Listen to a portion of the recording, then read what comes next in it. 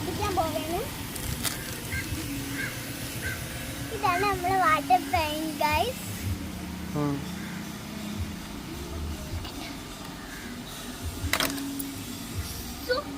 ഇത് പൊട്ടിത്തെറിച്ച് നല്ലതായിരിക്കും. ഇത് പെയിന്റ് നല്ല ക്വാളിറ്റി ഉള്ളതാണ്. നമ്മൾ 2 ടൂൾസ് ആയിട്ടാണ് മേടിച്ചത്. ഇത് നമ്മള് പടം ഇങ്ങനെയൊക്കെ വരയ്ക്കാൻ പറ്റുന്നു. ഇത് നമ്മള് വെള്ളം ഒഴിക്കാതെ തൊട്ടാ ഇത് നമ്മള് മേക്കപ്പ് പോലെ ആവത്തുള്ളൂ.